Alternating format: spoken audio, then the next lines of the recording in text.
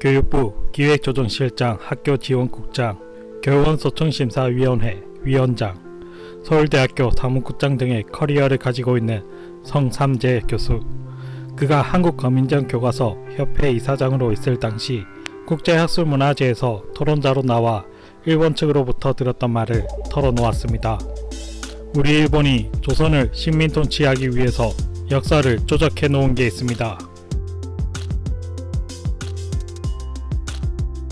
2001년 일본 역사교과서 왜곡 사건이 발생했을 때 대책반 실무반장이었던 성삼재 교수. 그 당시 광화문에 항의하러 온 사람들은 일본이 역사를 왜곡하고 있다는 항의와 함께 한국의 역사교과서도 잘못되었다고 큰 목소리를 내며 찾아왔다고 했습니다. 여느 때와 다름없이 대책반으로 출근했던 성삼재 교수는 광화문 정부청사 경비실에서 걸려온 전화를 받게 됩니다. 민원인이 오셔서 일단 막았습니다. 그런데 한번 만나보시겠습니까? 정부 민원인이 정부 공무원 만나는 게 당연한 것인데 왜 못 들어오게 막으시냐? 80년대부터 교과서가 잘못되었다고 찾아오는 민원인이 많아서 정부청사에서는 블랙리스트를 만들어 역사 교과서 관련 같으면 일단은 막고 있습니다.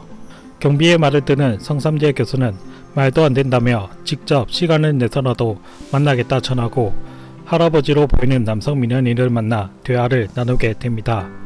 민원인 할아버지는 그렇게 30-40분의 이야기를 했지만 흥분과 분노 등 감정에 휘말려 있어서 앞뒤 두서가 없는 말을 늘어놓아서 성 교수는 할아버지의 말을 제대로 못 알아들었다고 하는데요. 한사군이 우리나라에 없었다는 둥 도저히 고등학교, 대학교에서 배운 역사 상식으로는 이해가 안 되는 말씀을 하시길래 그래도 끝까지 들었더니 시간이 날 때 읽어보라며 사기조선전을 건네주었습니다. 성 교수는 사기조선전을 쭉 읽어보면서 책에 나오는 폐수가 도저히 대동강이나 청천강이 될 수가 없다는 걸 눈치챘습니다. 그는 군 시절 작전병을 했었기 때문에 서해안 부대 같은 경우 방어전도 수립해야 하고 통일전쟁 시 북한의 서해안을 점령하는 것을 기본으로 작전을 구상해야 하기 때문에 작전병 경험이 있던 성 교수는 책의 내용이 말이 안 된다는 것을 단번에 알아챈 것이죠. 그러고는 그냥 몇 번 읽고 국사변찬위원회 관계자와 물어보기도 하면서 심각하지는 않고 재미있게 책을 보았다고 했습니다. 그러고는 시간이 흘러 8월쯤 한국에서의 항의가 어느 정도 진정이 되고 일본을 두어 번 다녀오는 과정에서 일본 학자와 일본 언론인을 만난 성 교수는 그들에게서 충격적인 말을 듣게 됩니다. 우리 일본이 조선을 식민통치하기 위해서 역사를 조작해 놓은 게 있는데 한국이 해방되면 당연히 복원될 줄 알았다. 60년대, 70년대, 80년대가 지나도 그대로 있더라. 그러니 우리 일본을 탓하기 전에 당신네들 거를 먼저 보아라. 당초 8월에 대책반을 해체하려고 했지만 대책반을 1년을 더 하고 한일 역사 공동연구를 더 진행했다고 하는데요. 그때부터 성삼재 교수는 기존 강당사학계, 주류사학계가 이끌어오던 대한민국 역사교육에서 시야를 돌려 그들이 역사가 아닌 신화로 치부해보니 고조선 역사를 바라보게 됩니다. 그리고 2005년이 되어서야 고조선에 대한 책, 고조선 사라진 역사를 출간합니다. 그러자 전임 교육부 장관 차관을 지냈던 선배, 감사원 선배들이 찾아와 우리가 장관 차관으로 있으면서 공무원 지문으로 볼 때 우리 역사가 시정 안 된 게 있다. 그래도 성삼재 과장이 고조선 역사에 대해서 책을 한 권 내줘서 고맙게 생각한다. 자네는 교육부 차관, 장관이 되는 것보다 이 연구를 위해 필요한 인물이니 교수를 하게.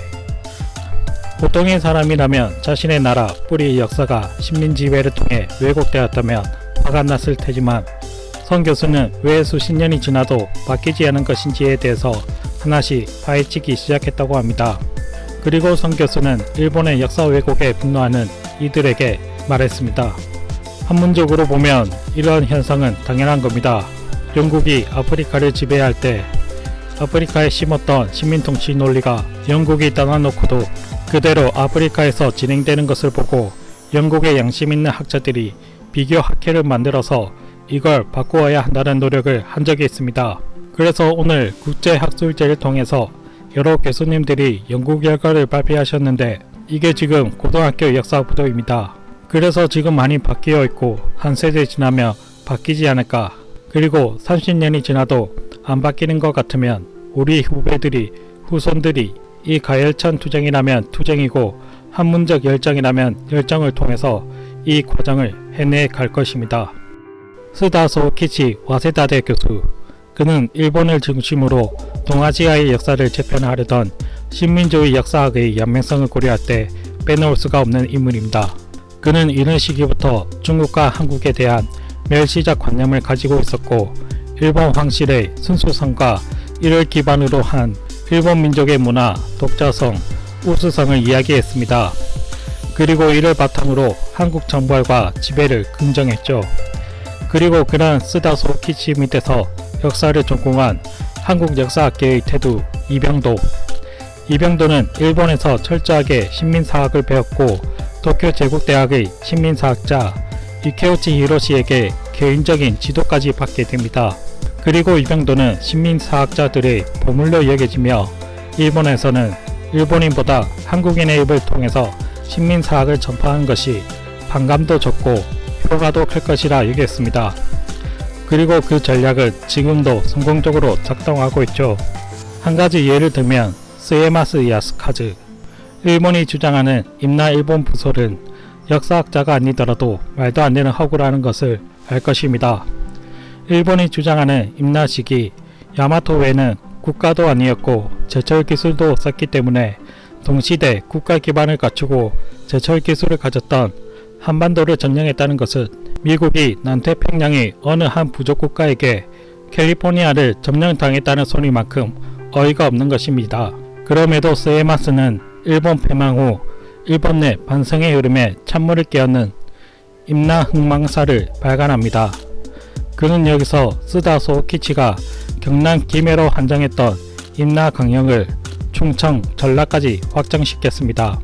대일본 제국은 한국을 다시 점령할 것이니 제국의 시민들이여 일시적 패배에 좌절하지 말고 한국사관을 가슴 깊이 새겨라. 이에 대해서 한국국산편찬위원회는 다음과 같이 극찬했습니다.